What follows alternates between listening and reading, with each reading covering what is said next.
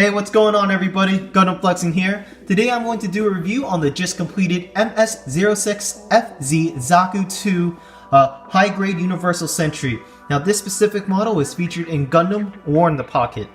Now I usually go off the reviews and I hit on the extra parts and the extra pieces, but this specific finished kit doesn't have any extra pieces. Instead they have swappable parts, and here they are. You have the Type A head, and then you have the left open closed fist. And this is mostly to hold the battle axe, or you could put it like a punching action. So we're going to dive right into this kit, and here it is.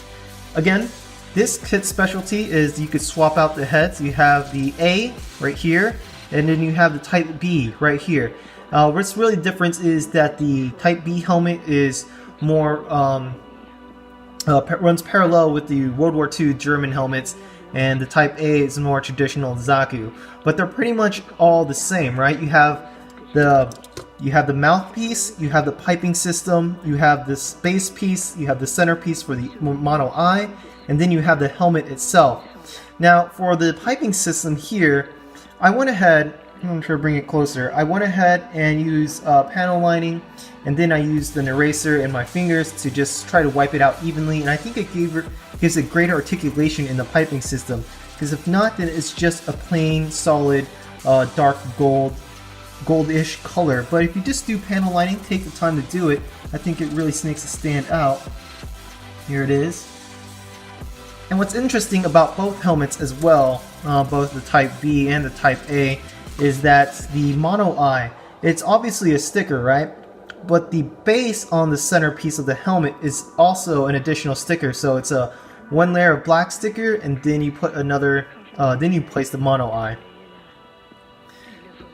And if we go into the Type B helmet, it's going just like the Germans in the World War II. The helmet runs behind the neck, which I think is much better looking in my opinion. If we look at the movement of the head, there it is.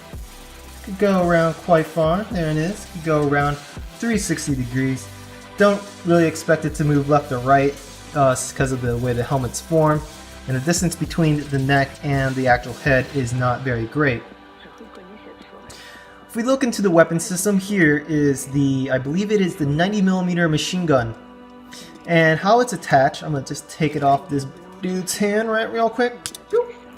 There it is. The way it's attached is it's actually attached into the hand like some other pieces, so you don't really just slide it in there. You have to actually take the fingers and the thumb off, because the fingers and the thumb are a single piece, and then the palm is another piece, and you just slide it in there. I'm not sorry, not slide it in there. You would place the piece and make sure that it fits, because there's an additional elongated piece that would fit smoothly into the hand. What I thought was interesting about this gun is that for some reason it also comes with a clip, so you could really detach the clip and maybe make some of your own personal customization. But yes, the clip is detachable and it can go right in. There is also like a grenade launcher on this weapon here, and there is the muzzle. That's also a separate piece. So really this thing almost comes with like two different muzzles, right? The one in the very beginning where my finger's at, and they got the center, and then you actually have the weapon system itself. So I'm going to try to gently take out the muzzle. There it is. This is the muzzle, it's a separate piece. And this is also a separate piece as well. I'm not going to take that off, but you all get the idea. Another part of the weapon systems in this specific model are the 3 grenades lobbed on the side right here. Now these grenades are actually not separate. It's 2 pieces, the front piece and then the back piece, or the left and right piece, depending on the way you look at it, and it fits right on the side skirt as such. See if I could gently pull it out. There it is, right here. So really it has the base piece and then the farther piece that's just out. So this is just the grenade pieces. You really can't fit them in its hand, and they're all attached to each other. But again, it only fits on the right side of the skirt. The left side of the skirt does not allow you to place it there. And then finally, you have the good old Zaku. You have the good old Zaku battle axe. And this one's actually very, very plain. Don't expect any stickers for the edges of the axe. that's it. This is it. And again, it could go into the closed fist, because the other fist is an open hand and the other one is a trigger hand for the weapon. Obviously, you just saw you could place the axe in the holster in the back. So moving on to the chest, I was really surprised. I thought this centerpiece would be a sticker, but thank God it is not. It is not a sticker, it's an actual individual piece. We go into the backpack. Here we just have the standardized kind of Zaku backpacks you see. You have 3 thrusters on the bottom, and then on the waist, again, you have the piping system from the front that runs all the way to the back, not to the backpack. Some other Zakus would actually run it straight to the backpack, but this one does not. And again, if you just take the time to just do panel lining, I think it really makes the articulation stand out. So you just keep running the panel liner with your marker, and then you just use your finger or an eraser to remove the excess. Now again, you look at the shoulders. So if we start with the left shoulder, the left spiky shoulder, I released a video on how to use Gundam markers for a very basic Gunpla how to use your markers tutorial. But I decided to use markers on the spikes to a light green because I think it sort of makes it looks not just different, but it makes it look as if the lighter green spikes that I painted over come separate pieces. But if you don't paint it over, what you're going to get is the standard all the same color spikes. So I decided to go ahead and paint it, use a lot of masking tape, paint, that was it. And then I used, then I used panel line to just articulate the difference between the spikes and the actual shoulder. So 2 of the spikes, front and the back, already come into the piece, right? The shoulder is the front and back piece, you just snap it together. But this third spike is its own separate piece. So what you could do is you could go ahead and just paint it if you want ahead of time instead of just snapping all the pieces together and then going ahead and painting it. And again, how this shoulder is attached to the arm is just like all the other Zakus. It's just sliced in there with a elongated piece sticking out.